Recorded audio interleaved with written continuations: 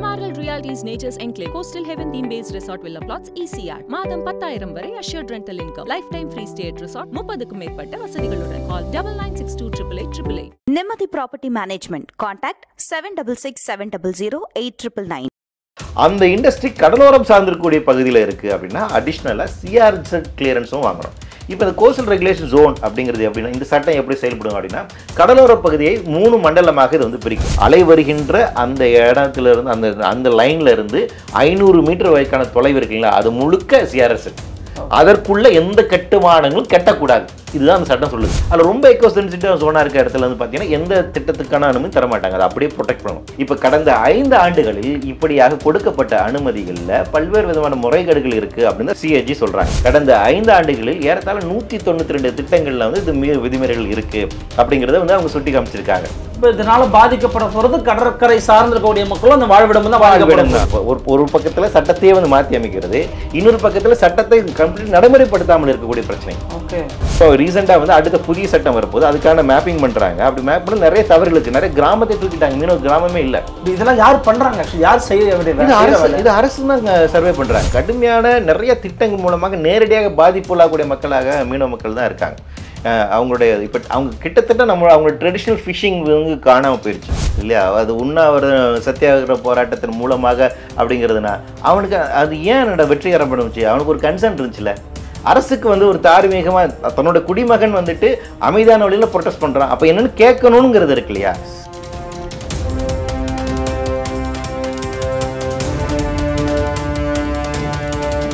அன்னை பர்னிச்சர்ஸ், அன்னை திருமண சீர்வரிசை பொருட்கள், டிவி, ஃபிரிட்ஜ், வாஷிங் மெஷின் உள்ளிட்ட 200க்கும் மேற்பட்ட பொருட்கள் அடங்கிய திருமண சீர்வரிசை ரூபாய் 99,000 மட்டுமே. தமிழகம் முழுவதும் இலவச டோர் டெலிவரி. தொடர்புக்கு 7550144440 9345044044. ஃபோர்த் எஸ்டேட் தமிழ் நேயர்களுக்கு அருள்மொழிவர்மனின் அன்பார்ந்த வணக்கங்கள். இது உங்கள் ஃபோர்த் எஸ்டேட் தமிழ் வழங்கும் பெருதனும் பெருதுகள் நிகழ்ச்சி.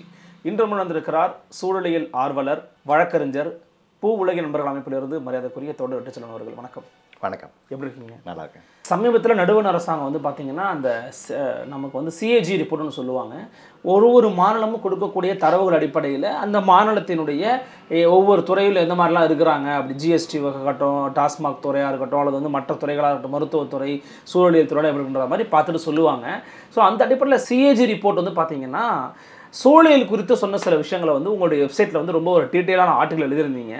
சூழலியல் சார்ந்த சிஏஜி ரிப்போர்ட் என்ன சொல்லுகிறது? தமிழ்நாடு அரசு சூழலியல் சட்டங்களை எப்படி அமல்படுத்துகிறது? சூழல் சட்டங்கள் பொறுத்த வரைக்கும் குறிப்பாக தமிழ்நாட்டில் இருக்க ஒரு முக்கியமானது தான் சிஏஜி ரிப்போர்ட் வந்து சிஆர்இசட் நோட்டிஃபிகேஷன் வந்துட்டு சொல்லுவோம். அதாவது கோஸ்டல் ரெகுலேஷன் ஜோன் நோட்டிஃபிகேஷன் அப்படிங்கிறது. அதாவது சுற்றுச்சூழல் பாதுகாப்பு சட்டத்தின் கீழாக எந்த ஒரு திட்டம் வருவதாக இருந்தாலும் அதுக்கு சுற்றுச்சூழல் சட்டத்தின் கீழ் முன் அனுமதி வாங்கணும். Prior environment clearance. அது நிலம் சார்ந்திருக்கக்கூடிய பகுதியில் அப்படின்னா இஏஏ நோட்டிஃபிகேஷன் சொல்லுவோம். அதில் கூடிய சட்ட விதிகள், என்விரான் இம்பாக்ட் அசஸ்மெண்ட் நோட்டிஃபிகேஷன், அதன் அடிப்படையில் நீங்கள் முன் அனுமதி வாங்கணும். அப்போ ஒரு ஸ்டெர்லைட் இண்டஸ்ட்ரி இந்த மாதிரி வருது அப்படின்னா கூடங்குளமாக இருக்கட்டும், எந்த மாதிரி தெருண் பவர் ஸ்டேஷன், இது எல்லாமே இருக்குது பார்த்தீங்கன்னா என்விரான்மெண்ட் கிளியரன்ஸ் ஆகும். அந்த இண்டஸ்ட்ரி கடலோரம் சார்ந்திருக்கக்கூடிய பகுதியில் இருக்குது அப்படின்னா அடிஷ்னலாக சிஆர்இசட் கிளியரன்ஸும் வாங்கணும். இப்போ இந்த கோஸ்டல் ரெகுலேஷன் ஜோன் அப்படிங்கிறது எப்படின்னா இந்த சட்டம் எப்படி செயல்படும் அப்படின்னா கடலோர பகுதியை 3 மண்டலமாக இது வந்து பிரிக்கும். ஜோன் 1, ஜோன் 2, ஜோன் 3 அப்படின்னு பிரிப்பாங்க. அப்போ இந்த கடலோர பகுதி அப்படின்னும் போது பார்த்தீங்கன்னா அந்த கடல் டைடு வருது இல்லையா, அந்த அலை வருது இல்லைங்களா, அந்த அலையிலிருந்து நிலப்பகுதியில் இருக்கக்கூடிய 500 மீட்டர் இடைவெளி இருக்குங்களா, அந்த இடப்பகுதியை தான் நம்ம கோஸ்டல் ரெகுலேஷன் சொல்கிறோம். அந்த கோஸ்டல் ரெகுலேஷன் ஜோனுக்குள்ளே வந்து கொண்டு வரும். அப்போ அந்த 500 மீட்டர் அலை வருகின்ற அந்த இடத்துல இருந்து அந்த லைன்ல இருந்து 500 மீட்டர் வரைக்கான தொலைவு இருக்குங்களா, அது முழுக்க சிஆர்இசட். அதற்குள்ள எந்த கட்டுமானங்களும் கட்டக்கூடாது. இதுதான் அந்த சட்டம் சொல்லுது. எதுவுமே கட்டக்கூடாது. நீங்கள் எது கொண்டு வரலான்னா அந்த கடல் சார்ந்து இருக்கக்கூடிய தேவைகளுக்காக இருக்கக்கூடிய கட்டுமானங்களை மட்டும் கொண்டு வரலாம். மீனவர்கள் பாரம்பரியமாக அவர்கள் செய்யக்கூடிய செயல்பாடுகளை செய்து கொள்ளலாம். அவங்க அங்கே வச்சுக்கலாம். ஆமாம், அது மீனவர்களுக்கான அந்த பப்ளிக் ஸ்பேஸ் அப்படிங்கிறத இது பண்ணுவாங்க. இது எப்படி நடைமுறைப்படுத்துவாங்கன்னா அந்த நோட்டிஃபிகேஷனில் இதுக்கான சிஆர்இசட் மேப்னு ஒன்று ரெடி பண்ணும். ஃபஸ்ட்டு என்டையர் தமிழ்நாடு கோஸ்ட்டை வந்து மேப்பிங் பண்ணிவிடுவாங்க. மொத்தமாக வந்து மேப் பண்ணிவிடுவாங்க. இது ஜோன் 1, இது ஜோன் 2, இது ஜோன் 3, இது ஃபிஷர்மேன் ஹேம்லெட்ஸ் அப்படின்னு பண்ணுவாங்க. இது மீனவர்களுடைய குடியிருப்பு பகுதி, அவருடைய மார்க்கெட் பகுதி, இது ஓப்பன் ஸ்பேஸு, இங்கே சிஆர்இசட் 1 வருது, 2 வருதுன்னு. இதில் வந்து அங்கே அந்த பகுதியில் கடலோரம் இருக்கக்கூடிய சூழல் முக்கியத்துவம் அமைப்புகள் இருக்குங்க இல்லையா, மணல் மேடுகள், சாண்ட் டியூஸ் இருக்குல்ல, அது ரொம்ப முக்கியமானது. அது ஆமைகள் முட்டையிடுகின்ற இடம், ஓகே பவளப்பாறைகள் இருக்கக்கூடிய இடம், இப்படி ஒவ்வொன்றும் முக்கியமாக கண்டுபிடிப்பாங்க. சீ கிராஸஸ்லாம் எங்கே இருக்குது அப்படின்னு, எந்தெந்த ஏரியாவில் எந்த அளவுக்கு எக்கோ சென்சிட்டிவ் சோனா இருக்குது. அதில் ரொம்ப எக்கோ சென்சிட்டிவ் சோனா இருக்க இடத்துல வந்து பார்த்தீங்கன்னா எந்த திட்டத்துக்கான அனுமதி தரமாட்டாங்க, அதை அப்படியே ப்ரொடெக்ட் பண்ணணும். சில இடங்களில் சில திட்டங்களை அனுமதிக்கலாம், எங்கே மைனிங்ஸ் நீங்கள் அலோவ் பண்ணலாம், எங்கே இது டிஸ்சார்ஜ் பாயிண்ட் அலோவ் பண்ணலாம் அப்படிங்கிறதுக்கான இந்த வரையறை எல்லாமே இருக்கும். இதுதான் இந்த சட்டத்தை வந்து நடைமுறைப்படுத்துவதற்கு நமக்கு மாநில அளவில் ஒரு அமைப்பு இருக்காங்க, ஸ்டேட் அத்தாரிட்டிஸ் வந்து இருக்காங்க. அவங்க இதுக்கான அப்ளிகேஷன்ஸ் எல்லாம் ஸ்க்ரூட்டினைஸ் பண்ணி அவங்க தான் அதுக்கு வந்து அப்ரூவல் வந்து coastal management authority, coastal zone management authority அப்படின்னு அவங்க இருப்பாங்க. அவர்கள் வந்து அவங்க கிட்ட அப்ளிகேஷன் நீங்கள் ஃபைல் பண்ணணும். அவங்க வந்து பார்த்து சரி இந்தந்த இதற்கு இந்த திட்டத்தை அனுமதிக்கலாமா வேண்டாமா, இதில் இந்த கண்டிஷன்ஸ்லாம் இருக்குது, இந்த கண்டிஷன்ஸோட அனுமதிக்கலாம் இல்லை இதுக்கு அனுமதிக்கக்கூடாது அப்படின்னு அவங்க சொல்லணும். இப்போ கடந்த 5 ஆண்டுகளில் இப்படியாக கொடுக்கப்பட்ட அனுமதிகளில் பல்வேறு விதமான முறைகேடுகள் இருக்குது அப்படின்னு சிஏஜி சொல்கிறாங்க. முறைகேடுகள்லாம் என்ன பொருள் முறைகேடு? அவங்க கரெக்டாக இந்த சட்டத்தை அமல்படுத்தல அப்படிங்கிறது. அதாவது என்னன்னா சிஆர்எஸ் 1னா இந்த அனுமதி நீங்க கொடுத்துக்க கூடாது, ஆனா அது மாரி கொடுத்துருக்காங்க. சில இதுக்கெல்லாம் வந்துட்டு நீங்கள் வந்துட்டு இந்த இதுக்கான அனுமதி கொடுத்துக்கூடாது, இதெல்லாம் வந்துட்டு வேறு ஜோனில் வருது, அதுக்கான மாற்றி கொடுத்துருக்கக்கூடிய இதெல்லாம் இருக்குது. ஸோ இந்த மாதிரி இருக்குது. இந்த 500 வாங்கியிருக்கணும், கட்டுமானம் செஞ்சதுக்கு அப்புறமா போஸ்ட் கிளியரன்ஸ் கொடுத்த இப்படியான விஷயங்கள். அப்போ நம்ம கடலோர பகுதியை பாதுகாப்பதற்கு ரொம்ப முக்கியமாக இருக்கக்கூடிய இந்த சட்டம் அப்படிங்கிறது கடந்த 5 ஆண்டுகளில் ஏறத்தாழ 192 திட்டங்களில் வந்து இது விதிமுறைகள் இருக்குது அப்படிங்கிறத வந்து அவங்க சுட்டி காமிச்சிருக்காங்க. இப்போ இதனால பாதிக்கப்பட போகிறது கடற்கரை சார்ந்திருக்கக்கூடிய மக்களும் அந்த வாழ்விடம் தான், வாழ்விடம் மக்களும் அப்படிங்கிறத நாம நினைச்சிட்டோம். கடலுக்கும் நமக்கும் சம்மந்தம் இல்லைன்னு. கடல் அப்படிங்கிறது நம்மளுடைய எல்லா விதத்திலும் ரொம்ப முக்கியமான விஷயம். இந்த இன்னும் சொல்லப்போனால் நம்ம பூமியினுடைய ஒரு அமைப்புக்கு ரொம்ப முக்கியமானது கடல் தான். இந்த பூமியை வந்து நீங்கள் ஒரு ரயில் இன்ஜினாக நீங்கள் ரயில் அப்படின்னு நினச்சிக்கிட்டீங்க அப்படின்னா அதோட இன்ஜின் அப்படிங்கிறது கடல் தான். கடல் தான் entire weather patterns, climate pattern எடுத்துகிட்டு போகிறது. ஸோ அந்த கடலில் வந்து ரொம்ப நீங்கள் பாதுகாக்கணும். நமக்கு தேவையான ஆக்சிஜன் வந்து 70% கடலில் தான் உற்பத்தி ஆகி வருது. அங்கே இருக்கிற பிளான்டோன்ஸ் சமவெளி மக்களுக்கும் நீர்நில மக்களுக்கும் தொடர்புன்னு சொல்லக்கூடாது. நீ இயற்கையில் எதையும் சொல்லவே முடியாது. இன்னும் சொல்ல வேணா நான் அது இல்லாமல் வாழவே முடியாதுங்கிறேன். கடல் அப்படிங்கிறது எந்த அளவுக்கு முக்கியம் அப்படிங்கிறதுன்னு இருக்குது. மீனவ மக்கள் வந்துட்டு அதில் நேரடியாக அவங்க லைவ்லிஹுட் நேரடியாக இருக்குது, நமக்கு மறைமுகம் இருக்கலாம். ஆனால் உயிர் வாழ்வதற்கு நேரடியாக நம்ம தொடர்பு இருக்குது. நமக்கான ஆக்சிஜன் அங்கே தான் வருது.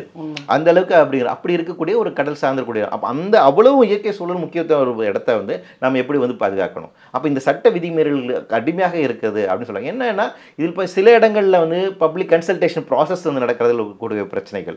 இன்னும் கடலோர பகுதியில் சில இடங்களில் நம்ம வந்து ஹைட்ரோ கார்பன்ஸ் எல்லாம் வந்துட்டு அனுமதிக்கிறோம். அந்த மாதிரி திட்டங்களுக்குலாம் பப்ளிக் கன்சல்டேஷனே தேவையில்லைன்னு ஒன்றிய அரசாங்கம் வந்துட்டு சொல்கிறாங்க. ஸோ அதில் நடந்திருக்கக்கூடியது. ஆனால் இதாச்சும் சட்டமே மாற்றி அமைக்கிறது. ஒரு பக்கத்தில் சட்டத்தையே வந்து மாற்றி அமைக்கிறது, இன்னொரு பக்கத்தில் சட்டத்தை கம்ப்ளீட் நடைமுறைப்படுத்தாமல் இருக்கக்கூடிய பிரச்சனை. ஓகே. இப்போ வந்து கடல் சார்ந்தக்கூடிய ஒரு பகுதியில் வந்துட்டு இந்த இடத்துல வந்து ஆமைகள் முட்டை எடுக்கக்கூடிய இடம் இருக்கும். அது கரெக்டாக மேப்பிங் பண்ணிருக்குங்களா, அப்படி மேப் பண்ண விட்டுருக்காங்க. என்ஜிடியில் ஒரு கேஸு கூட இருக்குது. இப்போ ரீசெண்டாக வந்து அடுத்த புதிய சட்டம் வரப்போது அதுக்கான மேப்பிங் பண்ணுறாங்க. அப்படி மேப் பண்ண நிறைய தவறுகள் இருக்குது. நிறைய கிராமத்தை தூக்கிட்டாங்க, மீனவ கிராமமே இல்லை. இதெல்லாம் யார் பண்ணுறாங்க? யார் செய்ய வேண்டிய? இது அரசு தான் சர்வே பண்ணுறாங்க. அரசனுடைய குறைபாடு தான், மாநில அரசினுடைய குறைபாடு தான். மாநில அரசு தான் போய் இந்த என்டையர் கோஸ்டல் ஏரியாவை அவங்க தான் சர்வே பண்ணணும். சர்வே பண்ணி அந்த மேப் ரெடி பண்ணணும். அதான் பேசிக். உங்களுக்கு சிஆர் சட்டம் எப்படி செயல்படும்னா ஃபர்ஸ்ட் நீங்க அந்த மேப் இருந்தால் தான் சிஆர்எஸ் 1 வருது 2 வருதுன்னு தெரிய சொல்ல முடியும். அது எந்த இடத்துல வரல உங்களுக்கு எப்படி சொல்ல முடியும். ஆக அந்த ஃபஸ்ட்டு இந்த மேப் பண்ணுறது தான் பேசிக். அப்போ தான் இப்போ அடுத்த நோட்டிஃபிகேஷனும் கொண்டு வந்துட்டாங்க. இப்போ வந்து நம்மக்கிட்ட இருக்கக்கூடிய இந்த 2011 வந்த சட்டத்தின்னு தான் நம்ம பின்பற்றிட்டு இருக்கோம். 2019 அது மாற்றுவதற்கான புதிய வந்து ப்ரொப்போசல் வச்சுட்டாங்க.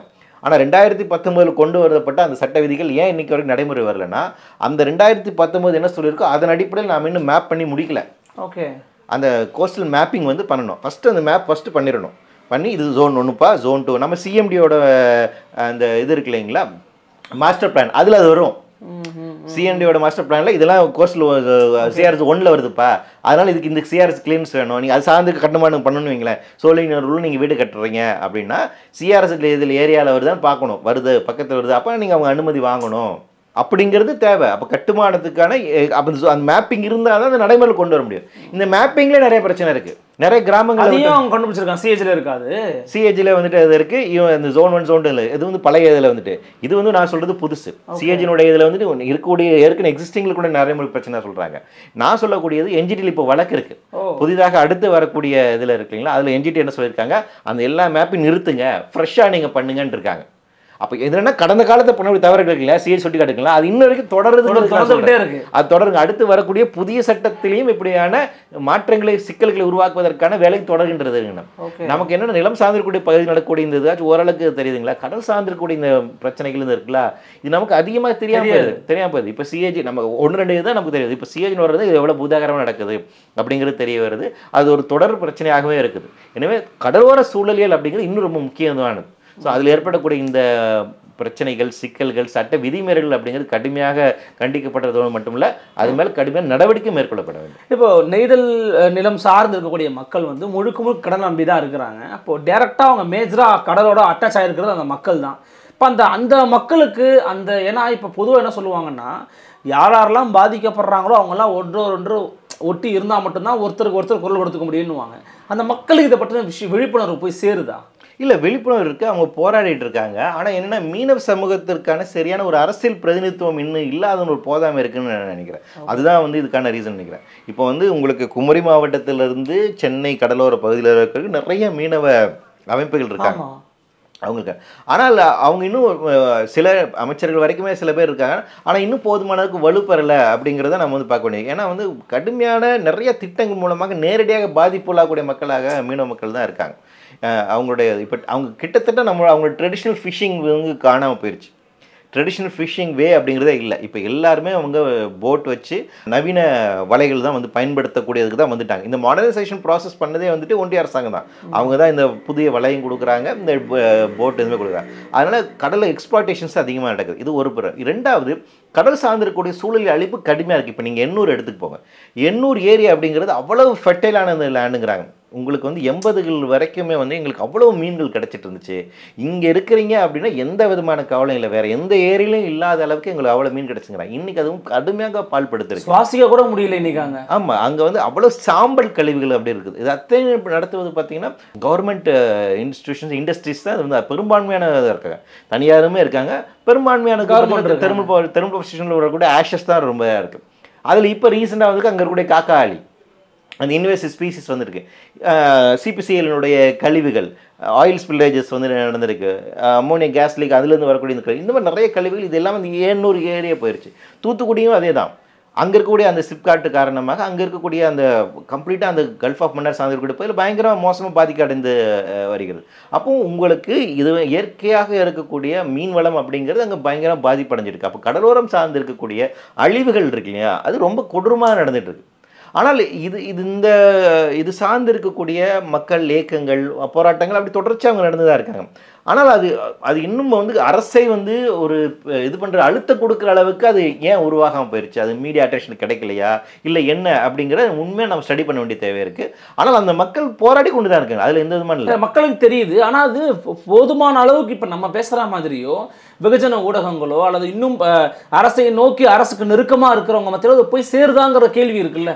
இல்லை, அது எப்படி நீங்கள் அளவீடு செய்கிறதுங்கிறது தான் பிரச்சனை இருக்குது. என்னோட போராட்டம் வந்து இப்படி இருந்தால் தான் நான் கேட்பேன், இப்படி இருந்தால் கேட்க மாட்டேன் அப்படிங்கிற இந்த அளவு யார் இருக்கக்கூடாது. அதுதான் இல்லைங்களா. வந்து உங்களுக்கு இப்போ ஆங்கிலேயர்கள் காலகட்டத்தில் கூட நீங்கள் உண்ணாவிரதம் இருக்கும் போது அது ஒரு இந்தியராக உண்ணாவிரதம் இருந்தாலும் ஒரு குறைஞ்சபட்ச கன்சென்ட் இருந்துச்சு இல்லையா. நான் வயலன்ஸில் நம்ம வந்துட்டு நம்ம சுதந்திரப்பட்டுறோம் அப்படின்னு சொல்கிறோம் இல்லையா. அது உண்ணாவிரதம் சத்தியாகிரக போராட்டத்தின் மூலமாக அப்படிங்கிறதுனா அவனுக்கு அது ஏன் என்னோட வெற்றிகரப்படுச்சு, அவனுக்கு ஒரு கன்சென்ட் இருந்துச்சுல்ல. அரசுக்கு வந்து ஒரு தார்மீகமாக தன்னோட குடிமகன் வந்துட்டு அமைதியான வழியில் ப்ரொட்டஸ்ட் பண்ணுறான், அப்போ என்னென்னு கேட்கணுங்கிறது இருக்கு இல்லையா. அப்போ அந்த நடைமுறை அப்படிங்கிறது தற்போது இருக்குதா அப்படிங்கிறது தான் இருக்கும். அப்போ ஒரு சின்ன ஒரு ப்ரொட்டஸ்ட்னாலும் ஒரு எதிர்ப்பு அப்படின்னாலும் அது என்னென்னு காது கொடுத்து கேட்கப்பட வேண்டும். அதான் கிராஸ் ரூட் லெவல் டெமோக்ரஸி. அந்த டெமோக்ரஸி நம்ம இழந்துகிட்டு இருக்கோமா, இல்லை அந்த ஸ்பேஸ் வந்து இல்லாமல் இருக்குதா அப்படிங்கிறதுக்கு எல்லாமே நம்ம இங்கே வந்துட்டு அடையாளப்படுத்தப்பட்ட அல்லது வணிகப்படுத்தப்பட்ட ஒரு நிலைக்கு நோக்கி நகர்ந்துட்டு இருக்கோமா அப்படிங்கிற ஒரு கேள்வி இருக்கு. ரொம்ப டீட்டெயில்டாக பலவிதமான விஷயங்களுக்கு ரொம்ப பொறுமையான மிக்க நன்றி. நன்றி. நன்றி. சந்திக்கலாம். வணக்கம்.